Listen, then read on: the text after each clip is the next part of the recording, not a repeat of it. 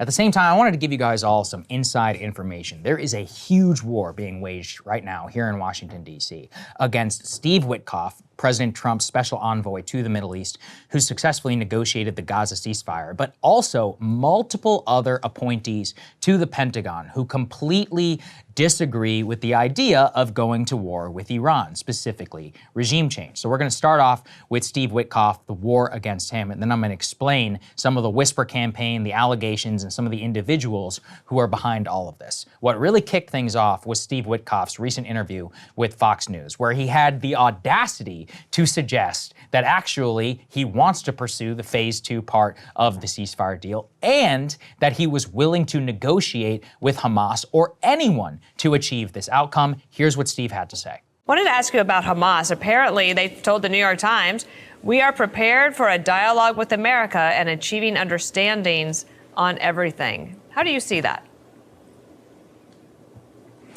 Well, I think it's good if it's accurate. I think we were able to demonstrate that President Trump's policies, peace through strength, they work. Everybody listens. I said, you got to look at the tweet, look at the truth, look at what he said. The words speak for itself. He expects a hostage release. Remember, we were working, we had nothing to do with the mathematics behind the prisoner release and the hostage release. That was set probably, I don't know, 11, 12 months ago. And our job was to speed up the process because it felt like it had bogged down. And I'm actually going to be going over to Israel. I'm going to be a part of an inspection team at the Netzarim corridor and also at the Philadelphia corridor. We have to make sure that the implementation goes well, because if it goes well, we'll get into phase 2 and we're going to get a lot more live bodies out. And I think that that is what the president's directive to me and everybody else working in the American government on this, that's his directive, and that's what we're going to do. That's what we're going to do. We needed to show people that we could stop the violence, and we could have conversation and dialogue. And so this is the beginning of that, and hopefully everything over there can be settled in that way. So, Krystal, that was his crime. His crime is that he's like, yeah, I'll talk to Hamas. That was it. That was enough to set them off. So let me give you an example. Let's put this up there on the screen. Here's a reaction from Eitan Fischberger. He says, in just one interview, Trump's Middle East envoy manages to express a willingness to, quote, reach understandings about everything with Hamas. Admits that he and Trump's team didn't even try to get any additional hostages out. What's he talking about there? I'm not really and sure says, with that one. fawns over the Qatari leadership again. Now, what has basically happened is this. There is now a narrative being spun here in D.C. that Steve Witkoff is an agent of the Qatari government. Now, why I find this, including attacking Steve Witkoff's kids, again, his crime is negotiating a ceasefire. His real crime is forcing Bibi to work on Shabbat and actually getting this deal done. Let's just all be honest about what's happening. So my challenge to the Neocon people, who I know who are going to watch this, is this. You guys want to have an honest conversation about foreign influence and people being bought by whom? Let's go. Let's go, because I know where all of your funding comes from. It's all public. I know many of you individuals personally. Who do you think that they're campaigning to replace Steve Witkoff? Jared Kushner. Oh, the guy who's a billionaire because of Saudi Arabia. And you don't have any problem with that, right? Why? Because he's pro-Israel, or more pro-Israel apparently than Steve Witkoff, and he'll just give Bibi whatever he wants. So they're full of shit whenever it comes to the criticisms of Steve Witkoff and his ties or whatever to the Qatari government. And you know, at this point, I don't even care. All I want is to see peace in the region, which clearly Witkoff and the people I've spoken to who have spoken to those who are involved in this process are very impressed by him and believe that he is committed to actually trying to get phase 2 through. Now, a lot of this is going to be up to Donald Trump. And of course, there will be massive pushback here by the Israeli government. But it actually goes a level deeper than this, which is really important. And let's put this next one up here.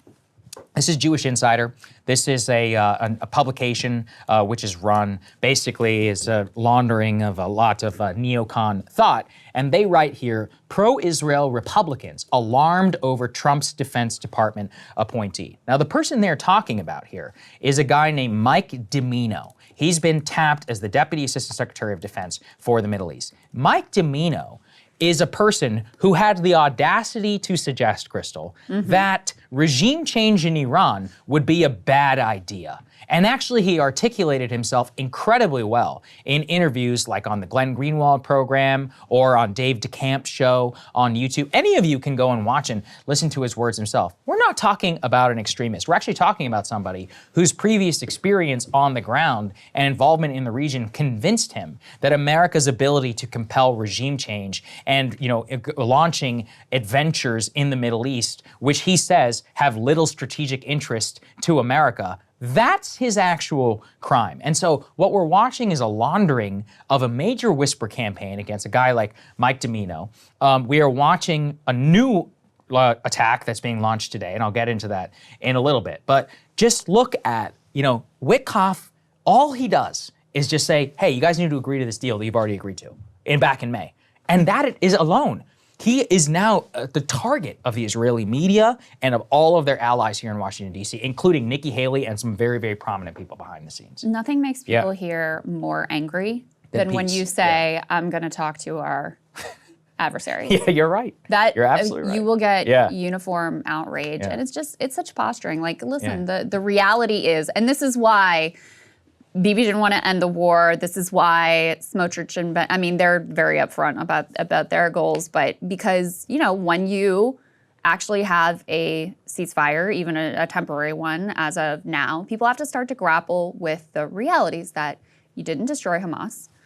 Very likely Hamas is going to continue to be in government because guess what? You didn't come up with any sort of a political solution that would lead in a different direction. And there is no number of guns and bombs that is going to solve this problem, period, end of story.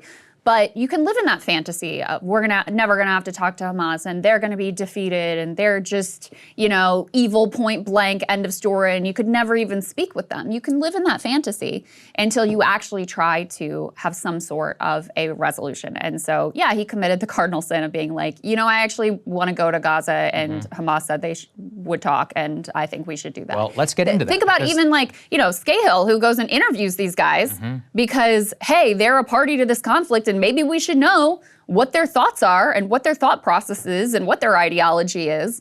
The amount of outrage over even just a journalist going and interviewing them is preposterous. I mean, listen, with regard to how all of this pans out, we'll see. Because already, obviously, you're seeing, a massive onslaught and lots of killing in the West Bank. I just saw electricity's been shut off in massive parts of the West Bank, according to Drop Site News. There's all kinds of reportings about the quote-unquote goodie bag that Trump and Witkoff are giving to Israel. So what are the costs of that?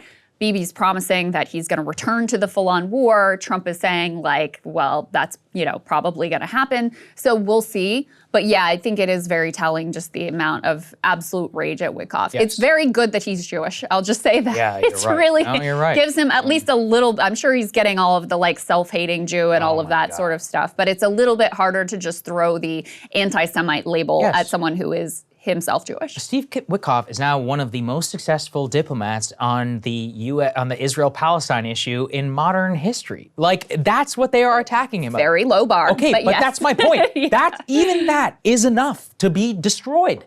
And they're going after him like you would not believe. Let's put this up there on the screen. For example, this is Mark Levin, who, by the way, this was retweeted by Ben Shapiro. It says, say what? Witkoff said it's good if the U.S. talks directly with Hamas, ?